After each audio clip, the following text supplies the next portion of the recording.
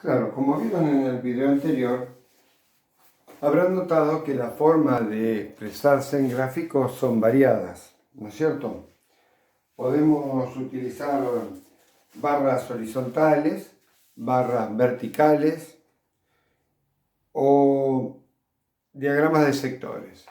Por ejemplo, acá tenemos una barra vertical, donde están representadas distintas cantidades en función de los años. Vamos a suponer que serían, cantidad de egresados de un instituto respecto a la matrícula en distintos años. En el año 97 se recibieron un 39% de los matriculados, en el 98 un 38%, en el 99 un 40% de los matriculados, en el 2000 un 50% y en el 2001 un 61,5%. Ahí estaríamos viendo una tendencia a que aumente la cantidad de egresados en función de cuántos se matriculan en función del año. Notarán que ahí tenemos dos grupos de valores. Tenemos por un lado los datos que se encuentran en el eje horizontal, en este caso los años, 97, 98, 99, 2000, 2001, y en el eje vertical tenemos el porcentaje que corresponde. Entonces, por esto, a estos gráficos se lo denomina de doble entrada. De doble entrada. Y generalmente, como después vamos a ver en este gráfico que está representado por una Y y una X, al eje vertical se lo denomina ordenada y al eje horizontal abscisa. A su vez, al eje vertical se lo representa por la letra Y o Y al eje horizontal se lo representa con la letra X. Por eso también es común que a ustedes le digan, ustedes escuchen eje de las Y por el eje vertical y eje de las X por el eje horizontal. Bueno, acá tenemos entonces un gráfico de barra vertical, porque estas barras son verticales, de doble entrada, porque tenemos la entrada del año y la entrada del porcentaje. Y podemos ver o evidenciar una tendencia, en este caso, que parece mejorar cada vez más el porcentaje de egresados en función de la matrícula. Acá tenemos otro ejemplo, también de doble entrada, pero este ejemplo de doble entrada tiene los datos de la tabla son ovinos en la parte, digamos, horizontal y granjas experimentales en la parte vertical. Entonces, la granja experimental 1 tiene aproximadamente 800 ovinos. La 2 tiene 580. La 3 más de 200, 220.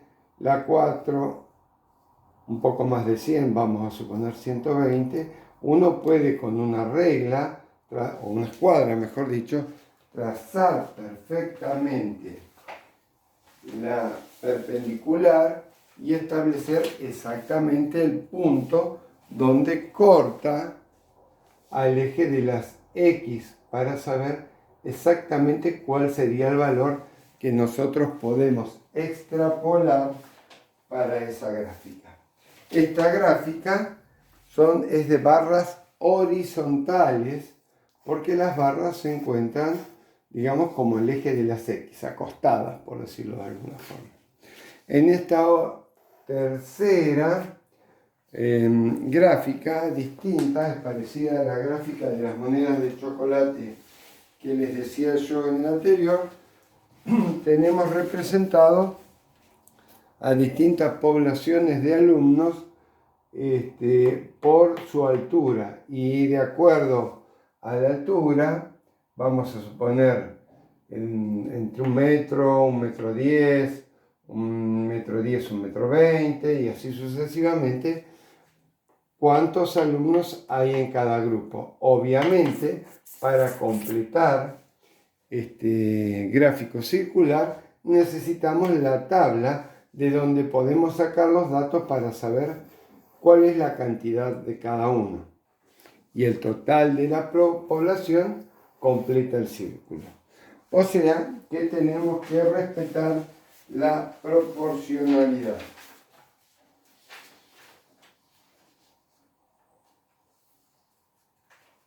Ahora vamos a detenernos un poquito acá, si me permiten correr la cámara, a ver si puedo enfocar bien, en el eje de coordenadas. Si me permiten, bueno, voy a pausar para...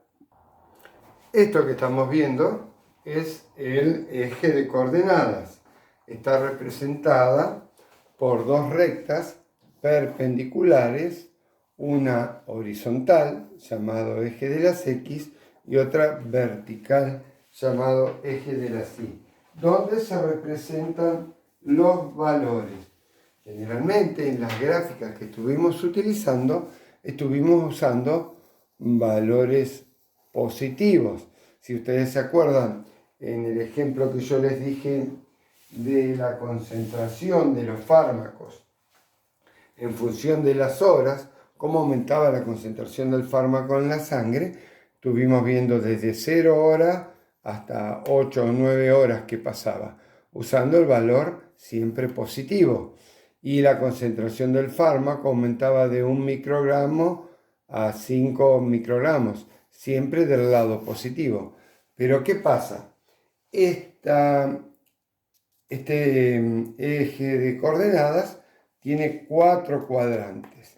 El que más fácil, más habitualmente utilizamos es el cuadrante positivo para las X y positivo para las Y. También tenemos un cuadrante negativo para las X y negativo para las Y. ¿Se pueden utilizar todos? Sí, se pueden utilizar todos. Habitualmente nosotros utilizamos, les digo, el cuadrante superior derecho, que es este que está acá. Y en un sistema de coordenadas, nosotros podemos ubicar puntos. Por ejemplo, acá está representado este punto que está acá, este punto que coincide con el 2 en el eje de las Y o eje de las ordenadas y con el 4 en el eje de las X o eje de las abscisas. ¿Sí? Entonces, para representar cualquier punto en todo este sistema, vamos a necesitar dos valores. Esos dos valores se representan con una coma entre sí. Por eso se llama par ordenado, ¿sí? Y siempre el primero de los números que se encuentran, ¿sí?, será el valor de... Ahora les voy a explicar bien. Fui a buscar el marcador. El primero del par ordenado que se separa con una coma, entonces el par ordenado, como dice, tiene dos números, A y B. El primero es el que se encuentra sobre el eje de las X y el segundo es el que se encuentra sobre el eje de las Y. Entonces, este punto, perdón, lo escribo acá de nuevo, A y B, ¿sí? Este va sobre el eje de las X y este va sobre el eje de las Y. Entonces, este punto que tenemos acá se escribiría, a ver si estoy muy lejos, se escribiría, a ver, ahora hasta dónde puedo escribir, hasta acá, se escribiría paréntesis primero el que está en las X, 4, después una coma, y después el que está en la Y, 2. Tengamos en cuenta que 4, 2 no es lo mismo que 2, 4, porque si quisiéramos escribir 2, 4, estaríamos hablando del 2 en el eje de las X y el 4 en el eje de las Y, y sería este punto.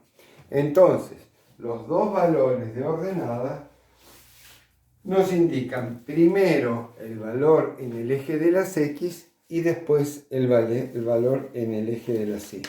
A este se lo llama primer componente y a este se lo llama segundo componente del par de ordenadas, ¿no? O par ordenado.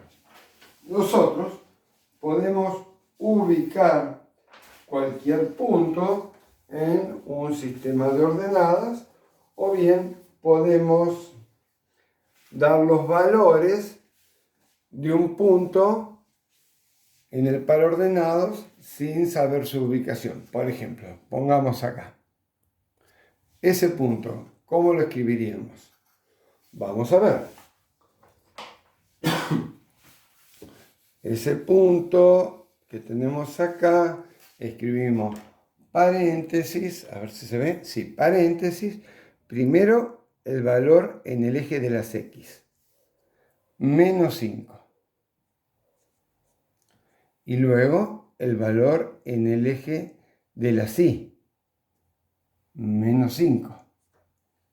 Ubiquemos otro punto, ese punto, miremos, paréntesis, primero el valor en el eje de las X, menos 4. Luego el valor en el eje de las Y, menos 3.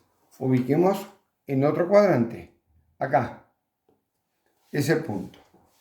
Me faltó el paréntesis. A ver, este punto que está acá.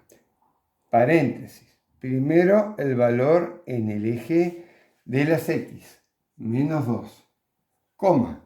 Luego el valor en el eje de las Y, 7.